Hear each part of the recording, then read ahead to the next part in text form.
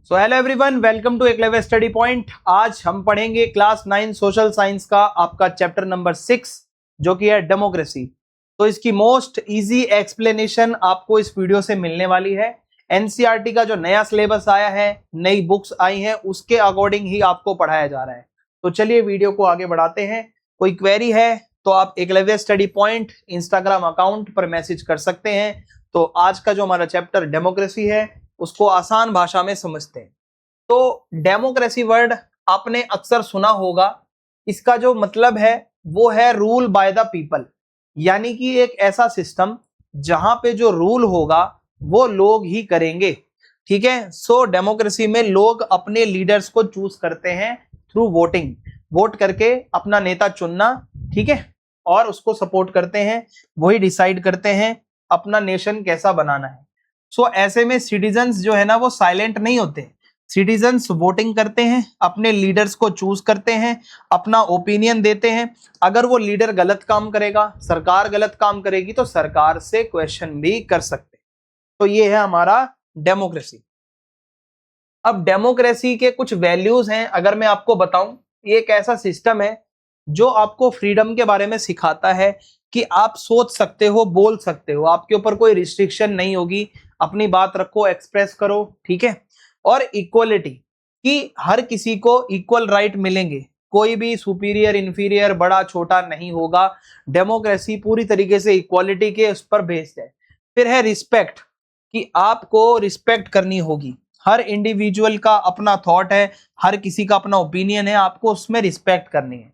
फिर है रिस्पॉन्सिबिलिटी, यानी कि आप जो भी काम करोगे डेमोक्रेसी में, अगर आप लीडर हो तो आप उसके लिए अकाउंटेबल हो, आपको जवाब देना होगा।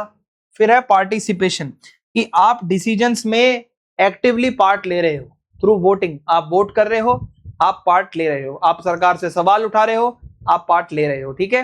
तो ये कुछ चीजें आती हैं। Democracy the power of the people. So democracy क्यों इंपॉर्टेंट है?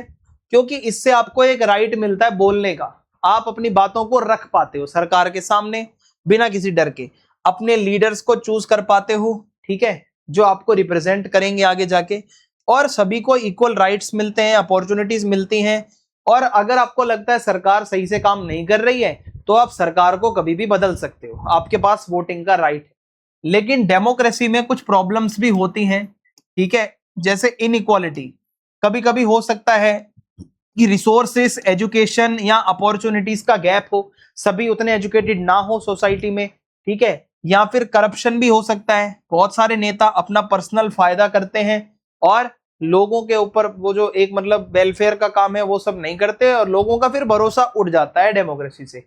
कई लोग अवेयर ही नहीं है। ठीक है। लोगों को पता ही नहीं है डेमोक्रेसी होती क्या है, कैसे ये वर्क करती है। तो ये इसके कुछ नेगेटिव पॉइंट्स भी हैं। Democracy government of the people, by the people, for the people. तो डेमोक्रेसी एक फॉर्म ऑफ गवर्नमेंट है, सरकार चलाने का एक तरीका है। अब इसमें क्या होता है, लोग वोटिंग करते हैं, लोग जाकर बटन दबाते हैं, अपना नेता चुन लेते हैं। रिप्रेजेंटेटिव्स क्या है भाई? लोग देखो करोड़ों हैं, तो करोड़ों लोग तो देश चला नहीं सकते, पर वो वोटिंग करके अपना एक नेता जरूर बिठा सकते हैं पार्लियामेंट में, और यही नेता फिर सरकार बनाएगा, डिसीजन लेगा, लोगों के लिए काम करेगा। तो यहां पर डेमोक्रेसी में जो रियल पावर है ना वो लोगों के पास है। लोग जब मर्जी गवर्नमेंट को पीसफुली बदल सकते हैं, बहुत आराम से, एक बटन दूसरा दबाना है। अगर उसको लग रहा है 5 साल सही से काम नहीं हुआ इस गवर्नमेंट से, तो बटन दबा दो, दूसरी गवर्नमेंट आ जाएगी, तो बिना किसी लड़ाई झगड़े के आप पूरा गवर्नमेंट को भी चेंज कर सकते हो। Your vote, your voice, your future. अब अब्राहम लिंकन, ठीक है, अब्राहम लिंकन ने एक डेफिनेशन दी थी डेमोक्रेसी की। इन्होंने कहा था democracy is a government of the people, by the people, for the people.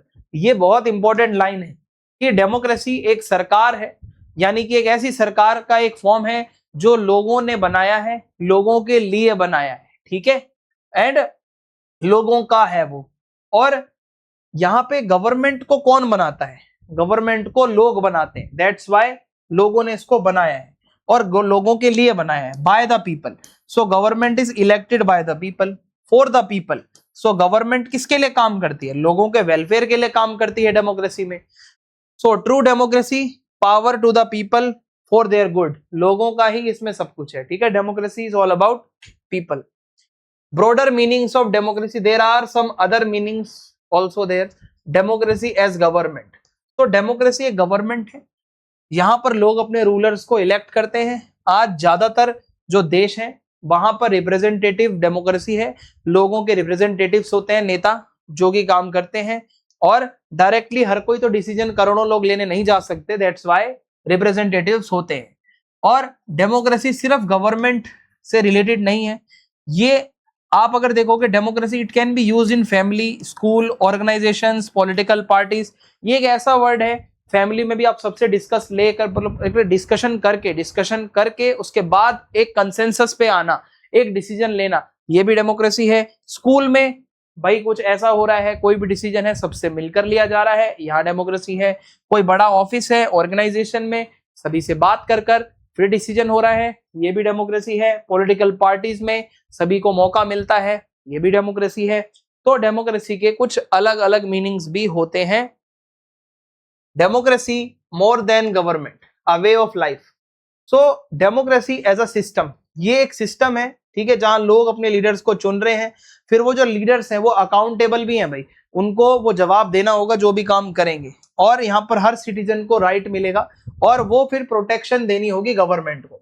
Democracy as a way of life, एक जीने का तरीका है, आप सभी की रिस्पेक्ट कर रहे हो, है ना, आप टॉलरेंस रख रहे हो, किसी से लड़ाई झगड़ा नहीं कर रहे हो, पीसफुली आप बातचीत कर रहे हो, ये भी एक डेमोक्रेसी का ही है, ठीक है। Democracy as an ideal, so democracy क्या है, सोसाइटी में इक्वालिटी, डिग्निटी, जस्टिस, पार्टिसिपेशन, भाई सभी लोगों को बराबर समझो, है ना, किसी के साथ अन्याय ना हो, सभी लोग बराबर से पार्टिसिपेट करें। So no country is perfect, but अगर ये सब चीजें होंगी तो जरूर वो कंट्री बहुत अच्छे से काम कर पाएगी। Role of citizens, so democracy में एक्टिव सिटीजन्स बहुत ज्यादा जरूरी है। जो सिटीजन्स होते हैं उस देश के, उनको अवेयर होना चाहिए, पता होना चाहिए क्या चीजें चल रही हैं, उनको रिस्पॉन्सिबल होना चाहिए, जिम्मेदार नागरिक जिसे हम कहते हैं, वो बहुत जरूरी है। और ये सिटीजन इन्वॉल्व रहें, जो भी डिसीजन लिया जा रहा है उसमें सिटीजन्स शामिल रहे, ठीक है। सो डेमोक्रेसी क्या है, स्ट्रॉन्ग होती है जब लोग पार्टिसिपेट करना शुरू करते हैं। So democracy as a continuous process, तो ये लगातार चीजें इंप्रूव होती हैं, आप अडेप्ट करते हो, रिफ्लेक्ट करते हो, फिर ये पूरा साइकिल चलता है। एक ही बार में डेमोक्रेसी पूरा कंप्लीट नहीं हो जाता, ये एफर्ट चलता है। अच्छी डेमोक्रेसी बनाने के लिए आपको एफर्ट्स करने पड़ते हैं। सो कंक्लूजन क्या है, ये सिर्फ गवर्नमेंट का एक सिस्टम नहीं है, ये एक डिसीजन लेने का तरीका है, ठीक है। ये एक इक्वालिटी है ना, और रिस्पेक्ट, पार्टिसिपेशन, ये सब इससे जुड़ा हुआ है डेमोक्रेसी से। फीचर्स ऑफ डेमोक्रेसी, ये भी आपसे एग्जाम में पूछा जा सकता है। तो डेमोक्रेसी के क्या फीचर्स हैं, सबसे पहले जो डिसीजन कौन लेगा, जिसको आपने इलेक्ट किया है, जिसको आपने चुना है, ठीक है, जो लीडर्स होंगे यही आपके डिसीजन लेंगे। और डेमोक्रेसी में फ्री एंड फेयर इलेक्शंस होंगे, क्योंकि लोग जब बटन दबाएंगे, है ना, जब अपना जो कैंडिडेट है उसको रिप्रेजेंटेटिव अपना बनाएंगे, तभी तो वो डेमोक्रेसी वर्क करेगी। सो फ्री होने चाहिए इलेक्शन, फेयर होने चाहिए, कोई भेदभाव गलत चीज नहीं होनी चाहिए। One person one vote one value, तो चाहे कोई सेलिब्रिटी हो, चाहे कोई आम आदमी हो, सभी के पास एक वोट होगा और उस एक वोट की वैल्यू सबकी बराबर है। ऐसा नहीं है कि कोई बहुत बड़ा आदमी आ गया तो उसका एक वोट 10 के बराबर है और कोई गरीब है तो उसका एक वोट एक ही है, ऐसा नहीं है। और रूल ऑफ लॉ की बात होती है, यानी डेमोक्रेसी में ये कहा जाता है कि कानून सबके लिए बराबर होगा, लॉ से अबव या ऊपर कोई नहीं है, सभी कानून के नजर में बराबर रहेंगे। रिस्पेक्ट फॉर राइट्स, यानी डेमोक्रेसी सभी को राइट्स देती है, सिटीजन्स को, लोगों को पूरी फ्रीडम है, आप बोलो, अपनी बातें एक्सप्रेस करो, आप अपने ग्रुप्स बनाओ, और ये आपके फंडामेंटल राइट्स को कोर्ट भी प्रोटेक्ट करती है। तो ये डेमोक्रेसी के कुछ फीचर्स हैं, ठीक है, जो आप बता सकते हो। Roots of democracy in India, अगर हम इंडिया की बात करें तो इंडिया में क्या ये सब सिस्टम पहले से था? तो देखो, हमारे यहाँ पर डेमोक्रेटिक आइडियाज बहुत पहले से हैं, एंशिएंट इंडिया से हैं। ये मॉडर्न डेमोक्रेसी का कॉन्सेप्ट भी नहीं आया था, उससे बहुत पहले से ही इंडिया में ये सब चल रहा था। सभा, समिति और गण, मैं आपको वन बाय वन समझाता हूँ। सभा क्या है, हमने पीछे चैप्टर में हिस्ट्री में भी पढ़ा था कि ये काउंसिल है जहां पर बड़े बड़े बुजुर्ग हैं, ठीक है, जो मीटिंग करेंगे, डिस्कशन करेंगे इंपॉर्टेंट मैटर्स पर। फिर है समिति, एक जनरल असेंबली है जहां सभी लोग गांव के होंगे, वहां पे मौजूद होंगे, डिसीजंस लेंगे। गण है, ये क्या है, रिपब्लिकन ग्रुप्स हैं, कम्युनिटीज हैं जहां लोग मिलजुल कर डिसीजन कलेक्टिवली लेते हैं। तो ये डेमोक्रेसी ही तो है, सभी लोग मिलकर डिसीजंस ले रहे हैं, कोई एक नहीं ले रहे हैं। सो ये डिस्कशन करते हैं और यही इंडिया में डेमोक्रेसी की रूट्स है। अब डेमोक्रेसी की बात करें तो विलेज असेंबली भी इसी में आ जाएगी, जो गांव के लोग पंचायत करते हैं डिस्प्यूट्स को सॉल्व करने के लिए, है ना, डिसीजंस लिए जाते हैं, एक एग्रीमेंट पर सभी लोग आते हैं बातचीत करके। और अगर हम वैदिक टेक्स्ट को पढ़ेंगे तो ऋग्वेद और अथर्ववेद में भी डेमोक्रेटिक आइडियाज के बारे में बात आती है, जहां सभा, समिति, संसद की भी बात आती है। सभा समिति आपको बता दिया है, संसद क्या है, जहां पर लोग बैठेंगे, पॉलिसीज बनेंगी, प्लान्स बनेंगे, जहां पर आइडियाज आएंगे, ठीक है। ये सब हमारे वेदों में लिखा है। ये दिखाता है कि लोगों का पार्टिसिपेशन इंडिया में बहुत पहले से ही बहुत इंपॉर्टेंट माना गया है। तो इंडिया में डेमोक्रेसी के रूट्स बहुत पीछे से। अदर एंशियंट टेक्स्ट, कुछ और भी पुराने टेक्स्ट हैं जो डेमोक्रेसी के बारे में बताते हैं। अष्टाध्यायी, महावग्गा, दिघ निकाय, ठीक है, अचरंग सूत्र, भगवती सूत्र, ये सारे टेक्स्ट हैं पुराने पुराने, इनमें भी डेमोक्रेसी के बारे में बात आती है। ये बताते हैं गण के बारे में, यानी कि एक रिपब्लिक जहां पर मेंबर्स होंगे वो मिलकर पावर शेयर करेंगे। पुग के बारे में, एक एसोसिएशन या एक कॉर्पोरेट बॉडी होगी लोगों की, लोगों के भलाई के लिए, ये ऐसा एक वर्ड आता है। निगम के बारे में, यानी कि एक गिल्ड, यहाँ पर एक ऑर्गेनाइजेशन होगी, ठीक है। और जनपद का एक यहाँ पे टर्म आता है, एक पूरी बहुत बड़ी टेरिटरी होगी, कम्युनिटी होगी, वहां पे लोगों की अपनी एक गवर्नमेंट होगी, वो लोग वहां पर रहेंगे। सो ये सारी चीजें अर्ली डेमोक्रेटिक फॉर्म्स हैं इंडिया के अंदर, यही रूट्स हैं इंडिया के अंदर डेमोक्रेसी की। लिच्छवी रिपब्लिक की अगर मैं आपको बात करूं, एग्जाम्पल के तौर पर दिया गया है। अब जो लिच्छवी रिपब्लिक है वहां पर बहुत सारे गण होते थे, यानी कि बहुत सारे क्लान्स बने हुए थे, बहुत सारे। अब यहाँ पर इनका जो लीडर होता था उसको गण प्रमुख कहा जाता था, ठीक है, जो इलेक्टेड लीडर होता था। अब ये इंपॉर्टेंट जो मैटर होते थे वो डिस्कस होते थे संथाग्र में, एक सेंट्रल असेंबली हॉल हुआ करता था, यहां पर बैठकर डिसीजंस लिए जाते थे। ये मैं लिच्छवी रिपब्लिक की बात कर रहा हूं। अब मॉडर्न इंडिया में भी ऐसा ही होता है, यहाँ पर भी इलेक्टेड एमपी एमएलए होते हैं, लोकल सेल्फ गवर्नमेंट भी होती है, लोगों का पार्टिसिपेशन भी होता है ना, हमारे नेता भी पार्लियामेंट में बैठकर डिसीजन लेते हैं। तो ये सब हमारे एंशिएंट इंडिया में बहुत पहले से था। अब मैं आपको बताने जा रहा हूं डेमोक्रेसी कितने टाइप की होती है, how many types of democracy are there. तो बहुत अलग अलग टाइप होते हैं। जैसे डायरेक्ट डेमोक्रेसी, ये क्या है, लोग खुद डिसीजन ले रहे हैं। डायरेक्ट डेमोक्रेसी में क्या होगा कि अपने रिप्रेजेंटेटिव्स को आप नहीं चुनते हो, बल्कि आप छोटी छोटी कम्युनिटी खुद अपना डिसीजन ले रहे हो, ठीक है। इसका एक एग्जांपल है रेफरेंडम, ठीक है। आपने जनमत, एक संग्रह होता है, सभी से बुलाकर कोई डिसीजन ले लिया, तो ऐसे में सभी इन्वॉल्व हो गए। पब्लिक कंसल्टेशन हो गया, सभी से सलाह ले ली, तो ये है डायरेक्ट डेमोक्रेसी। फिर इसके बाद आता है हमारा इनडायरेक्ट या फिर रिप्रेजेंटेटिव डेमोक्रेसी। अब ये अगर कोई देश बड़ा है, पॉपुलेशन बहुत बड़ी है, तो सभी लोगों से तो आप पूछ नहीं सकते, पॉसिबल नहीं है। सो ऐसे में ज्यादातर जो मॉडर्न कंट्रीज हैं वहां रिप्रेजेंटेटिव डेमोक्रेसी चलती है, और इंडिया में भी ऐसा ही होता है। आपका एक रिप्रेजेंटेटिव होता है, एमपी एमएलए होता है, वो पार्लियामेंट में बैठता है। सो रिप्रेजेंटेटिव डेमोक्रेसी भी दो तरीके की है, एक है पार्लियामेंट्री सिस्टम और एक है प्रेसिडेंशियल सिस्टम।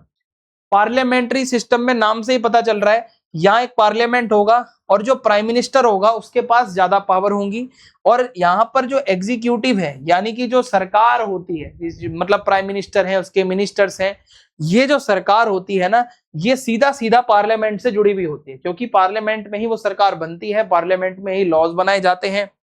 और गवर्नमेंट के पास जब तक पार्लियामेंट में मेजोरिटी है तब तक वो सरकार चलेगी। तो इंडिया, कनाडा में पार्लियामेंट्री सिस्टम चलता है, ब्रिटेन में चलता है।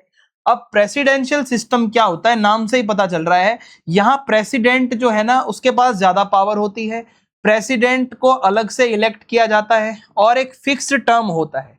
फॉर एग्जांपल यूएसए के अंदर डोनाल्ड ट्रंप, ठीक है, एक प्रेसिडेंट है, बहुत पावरफुल है।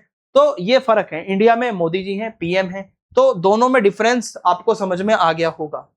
तो पार्लियामेंट्री सिस्टम और प्रेसिडेंशियल सिस्टम में आपका डिफरेंशिएट करने का क्वेश्चन आ सकता है। हेड ऑफ गवर्नमेंट यहाँ पे पीएम होता है, यहाँ प्रेसिडेंट होता है।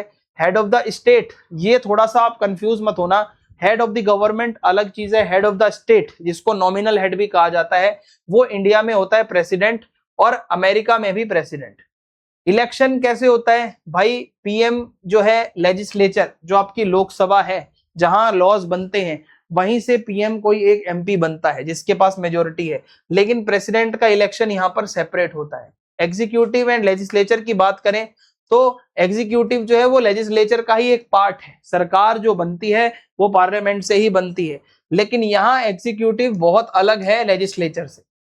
अकाउंटेबिलिटी की बात करें, जो सरकार बनेगी वो पार्लियामेंट में जवाबदेही होगी उसकी, पर यहाँ पर कोई भी ऐसी अकाउंटेबिलिटी नहीं है। प्राइम मिनिस्टर को कभी भी हटाया जा सकता है अगर नो कॉन्फिडेंस मोशन आता है, यानी कि लोकसभा में पार्लियामेंट में सभी लोग कहते हैं कि ये पीएम हमें नहीं चाहिए, तो वो हट सकता है। लेकिन यहाँ पर यूएस के अंदर ऐसा नहीं होता। टेन्योर की बात करें तो पीएम का टेन्योर यहाँ पे अगर मैं बताऊं कोई फिक्स नहीं है। वैसे तो कहते 5 साल के लिए हैं, पर वो जब भी मेजोरिटी गई तो वो समझो उसका टेन्योर भी गया उसी के साथ। लेकिन यूएस प्रेसिडेंट का फिक्स टेन्योर होता है। सेपरेशन ऑफ पावर कोई ज्यादा स्ट्रिक्ट नहीं होती, लेकिन यहाँ बहुत क्लियरली सब सेपरेट होता है। लॉ मेकिंग रोल में बहुत एक्टिव रोल है पीएम का, लेकिन यहाँ पर क्या है, लेजिस्लेचर जो है वो कानून बनाता है, एग्जीक्यूटिव का काम है सिर्फ उसको इंप्लीमेंट करना। एग्जाम्पल के लिए इंडिया, कनाडा, यूके आप याद कर सकते हो, और यहाँ पर है यूएसए। सो बहुत ही इजी मैं आपको बता दूं, पार्लियामेंट्री सिस्टम में पीएम पावरफुल है, लेजिस्लेचर से जुड़ा रहता है और इसको कभी भी हटाया जा सकता है। फिक्स टेन्योर ऐसा नहीं है, वैसे 5 साल होता है, लेकिन अगर वो सरकार गई तो पहले भी वो जा सकता है। प्रेसिडेंशियल सिस्टम में प्रेसिडेंट पावरफुल है, सेपरेट है बिल्कुल, लेजिस्लेचर से इसका ज्यादा लेना देना नहीं है। एक फिक्स टर्म होगा भाई, इतने साल बाद ये चला जाएगा। United Kingdom UK function as a democracy without a single written constitution. अब देखो भाई, यूके के अंदर डेमोक्रेसी है पर वहां का रिटर्न में नहीं है कॉन्स्टिट्यूशन। वहां क्या है, बहुत सारे अलग अलग सोर्सेस से उन्होंने रूल्स बना रखे हैं अपने। तो ऐसे में क्या क्या सोर्सेस हैं वो बताता हूं। एक तो है स्टैट्यूटेट लॉ, यानी कि एक्ट्स ऑफ पार्लियामेंट, जो भी पार्लियामेंट में कानून लगातार बने हैं, एक तो वो चलते हैं वहां पे। कॉमन लॉ, ये क्या है कि जो वहां के जजेस होते हैं, कोर्ट डिसीजन लेती है, वो कानून बन जाता है। कन्वेंशंस, ये वो रूल्स हैं जो लिखे हुए नहीं है, बस सरकार उसको चला रही है। और अदर सोर्सेज भी हैं, ठीक है। यूके अगर मैं आपको बताऊं इंटरनेशनल लॉज को भी फॉलो करता है, तो ये सारी चीजें इसमें आ जाएंगी। यूके के अंदर लोग वोट करेंगे, ठीक है, पार्लियामेंट में एमपी जाएंगे, वो लॉज बनाएंगे, और ऐसे में ठीक है गवर्नमेंट बनेगी और वो इंडिपेंडेंट होगी। अगर वो सही से काम नहीं करेंगी तो लोग दोबारा से भी फिर वो इलेक्शन में अपना वोट देके किसी दूसरे को जितवा सकते हैं। अब हमारे इंडिया में कुछ चैलेंजेस हैं डेमोक्रेसी को लेकर। सबसे पहले तो देखो, इंडिया दुनिया का सबसे बड़ा देश है डेमोक्रेसी के मामले में अगर मैं आपको बताऊं, और हमारे यहाँ बहुत सारे चैलेंजेस भी हैं। हमारे यहाँ पर जो गरीब लोग होते हैं उनको ज्यादा इक्वल चांस नहीं मिलते हैं, ठीक है, उनको बहुत प्रॉब्लम फेस करनी पड़ती है। गरीबी है, पढ़ाई लिखाई ज्यादा नहीं है, सोशल डिस्क्रिमिनेशन, भेदभाव है, रिसोर्सेस नहीं, किसी के पास पानी नहीं है, किसी के पास खाना नहीं है। तो इंडिया में सोशल इकोनॉमिक इनइक्वालिटी बहुत ज्यादा है। कास्ट को लेकर भेदभाव है, क्लास को लेकर, जेंडर को लेकर, इनकम को लेकर, अमीर गरीब का भेदभाव। तो ऐसे में इनइक्वालिटी रहेगी तो लोग पॉलिटिक्स में ज्यादा अवेयर होकर एक्टिव नहीं रह पाएंगे, ठीक है, लोगों को पता ही नहीं होगा कि क्या चल रहा है। और हमारे यहाँ पर अवेयरनेस की कमी है, लोग एजुकेटेड नहीं है, उनको अपने राइट्स नहीं पता, ड्यूटीज नहीं पता, डेमोक्रेटिक इंस्टीट्यूशंस कैसे काम करते हैं ये नहीं पता। तो ऐसे लोगों को मिस इन्फॉर्मेशन, गलत वादे करके, ठीक है, इलेक्शंस के दौरान नेता लोग मैनिपुलेट कर देते हैं। फिर है corruption and misuse of power. तो करप्शन का मतलब क्या होता है, भ्रष्टाचार। आप पब्लिक पावर को पर्सनल यूज के लिए इस्तेमाल कर रहे हो, लोगों का भरोसा उठ जाएगा। ट्रांसपेरेंसी नहीं है, कोई जवाबदेही नहीं है, आप रिसोर्सेज को भाई अपने ऊपर यूज कर रहे हो, तो ये इसमें आता है करप्शन में। हमारे यहाँ पर ज्यादातर नेता भ्रष्ट। कास्टिज्म, कम्युनलिज्म, रिलीजनिज्म, धर्म के नाम पर, जाति के नाम पर लड़ाई लड़ना, लोगों को लड़वाना हमारे यहाँ की बहुत बड़ी कमी है।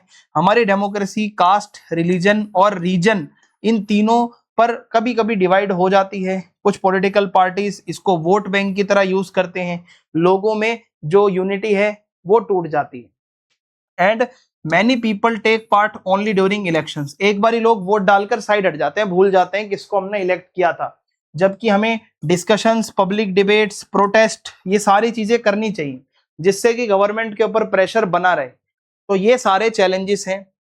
Democratic systems in the world, तो अगर मैं आपको बताऊं, डेमोक्रेसी पूरे दुनिया में फॉलो होती है कई जगहों पर, और हर किसी का सिस्टम थोड़ा सा अलग है। बात करें इंडिया की, तो यहाँ पार्लियामेंट्री डेमोक्रेसी चलती है। हमारे यहाँ पर पीएम हेड होते हैं, प्रेसिडेंट नाम के हेड है, नॉमिनल हेड है, ठीक है, और पावर डिवाइड होती है। हमारे यहाँ स्टेट गवर्नमेंट के पास भी पावर होती है, सेंट्रल गवर्नमेंट के पास भी पावर होती है, और हमारे यहाँ लोग पार्टिसिपेट करते हैं नेशनल लेवल पर भी, स्टेट लेवल पर भी जो सरकार बनती है। बात करें यूएसए की, तो यहाँ प्रेसिडेंशियल डेमोक्रेसी है। प्रेसिडेंट जो है वो हेड ऑफ द स्टेट है, इसका इलेक्शन बिल्कुल सेपरेटली होता है, क्लियर सेपरेशन ऑफ पावर यहाँ देखने को मिलती है। और यहाँ पर एग्जीक्यूटिव, लेजिस्लेचर और जुडिशरी, जो 3 पार्ट होते हैं गवर्नमेंट के, वो अलग अलग काम करते हैं, कोई आपस में इनका ज्यादा इंटरलिंक नहीं है। 3 ब्रांच है। जो एग्जीक्यूटिव है, जहां का प्रेसिडेंट हेड होता है, यहाँ कानून सारे एनफोर्स किए जाते हैं, ठीक है, लागू करवाए जाते हैं। यहीं पर कैबिनेट, मिनिस्टर्स जो भी होते हैं वो सबका अपॉइंटमेंट यहाँ पे होता है। लेजिस्लेचर्स का काम क्या होता है, यहाँ पर senate plus house of representatives मिलकर कानून बनाते हैं। बजट की बात है, टैक्स की बात है, वो अप्रूव करते हैं। एग्जीक्यूटिव को देखते हैं भाई वो कैसा काम कर रही है, यहाँ लोगों के रिप्रेजेंटेटिव्स आते हैं। जुडिशरी है हमारी कोर्ट, कोई भी कानून है उसकी इंटरप्रिटेशन देना, किसी ने उसको वायलेट किया है तो उसको सजा देना। तो ये है यूएसए का सिस्टम। फिर अगर हम फ्रांस की बात करें, तो यहाँ सेमी प्रेसिडेंशियल सिस्टम चलता है। यहाँ पर क्या है कि दोनों कुछ आधी आधी पावर्स रखते हैं। President head of the state होता है, सिटीजन्स इसको इलेक्ट करते हैं, 5 साल का इसका टर्म होता है, ठीक है, और डिफेंस, फॉरेन पॉलिसी और पीएम को अपॉइंट करना, ये सब पावर इसके पास रहती है, ठीक है। और यहाँ पीएम जो होता है वो गवर्नमेंट का हेड होता है, प्रेसिडेंट इसको अपॉइंट करता है, सरकार ये चलाता है, डेली का एडमिनिस्ट्रेशन चलाता है। और नेशनल असेंबली होती है यहाँ पे, पार्लियामेंट, जहां पर लोगों के चुने हुए रिप्रेजेंटेटिव्स जाते हैं, कानून वहां पर बनते हैं। सरकार सही से काम नहीं करेगी तो नो कॉन्फिडेंस मोशन यहाँ भी आ सकता है, जैसा इंडिया में होता है। तो यहाँ सिटीजन्स के पास ज्यादा पावर है। यहाँ पर देखो प्रेसिडेंशियल फीचर भी है, पार्लियामेंट्री फीचर भी है, तो इसी को कहा जाता है आपका सेमी प्रेसिडेंशियल सिस्टम, ठीक है, दोनों के पास पावर रहती है। बात करें रशिया की, ये एक फेडरल डेमोक्रेटिक सिस्टम यहाँ पर चलता है। ये क्या है, देखो यहाँ पर सेंट्रल और जो रीजनल लेवल पे सरकारें हैं उनमें पावर डिवाइड हो जाती है, शेयर हो जाती है। यहाँ पर क्या है, प्रेसिडेंट के पास ज्यादा एग्जीक्यूटिव पावर होती है, जैसे व्लादिमीर पुतिन रशिया के प्रेसिडेंट, उनके पास ज्यादा पावर है, ये हेड ऑफ द स्टेट है, गवर्निंग जो है इनके हाथ में है। यहाँ पर इलेक्शंस जो है वो होते हैं, रेगुलर इलेक्शंस होते हैं प्रेसिडेंट के लिए, पार्लियामेंट के लिए। और एग्जीक्यूटिव जो है उसका रोल बहुत ज्यादा है, एग्जीक्यूटिव ब्रांच जो है ना वही ज्यादातर डिसीजन रशिया के अंदर लेता है। सो रशिया का सिस्टम क्या है, डेमोक्रेटिक सिस्टम भी है यहाँ पे, लेकिन यहाँ पर सेंट्रलाइज्ड एग्जीक्यूटिव लीडरशिप भी है, जैसे व्लादिमीर पुतिन है, इतने सालों से वो हट ही नहीं रहा है। कनाडा की बात करें तो यहाँ पार्लियामेंट्री डेमोक्रेसी चलती है। यहाँ पे पीएम, भाई पार्लियामेंट्री है तो पीएम के पास ज्यादा पावर होगी, पार्लियामेंट भी है जो सरकार को कंट्रोल करता है, लॉज बनते हैं। और यहाँ पर मोनार्क भी होता है, ठीक है, जो एक सेरेमोनियल हेड होता है, डिसीजन तो नहीं लेता, बस नाम का है। सो रियल पावर लोगों के हाथ में है, इलेक्टेड रिप्रेजेंटेटिव्स के हाथ में है। सो पार्लियामेंट जो है कानून बनाता है, गवर्नमेंट में पीएम उसको लीड करता है, और मोनार्क भी है नाम का। तो democracy is different in different countries, चाहे हो सकता है सिस्टम अलग अलग हो हर देश का, पर इलेक्शंस हो रहे हैं, रूल ऑफ लॉ फॉलो हो रहा है, सिटीजन्स को राइट्स मिल रहे हैं, लोग पार्टिसिपेट कर रहे हैं, ये चीजें ज्यादा जरूरी है, ठीक है। तो ये सब बातें इसके अंदर आ जाती हैं। और डेमोक्रेसी का चैप्टर आपका छोटा सा था, ये मैंने आपको समझा दिया है। कोई भी कंफ्यूजन है तो आप कमेंट बॉक्स में बता सकते हो। Thanks for watching. और चैनल है एकलव्य स्टडी पॉइंट, आप उसको सब्सक्राइब करें। फीडबैक को जरूर लिखना कमेंट बॉक्स में कि क्या आपको सोशल साइंस की वीडियोस अच्छी लग रही हैं। जय हिंद, जय भारत, मिलते हैं अगली वीडियो में।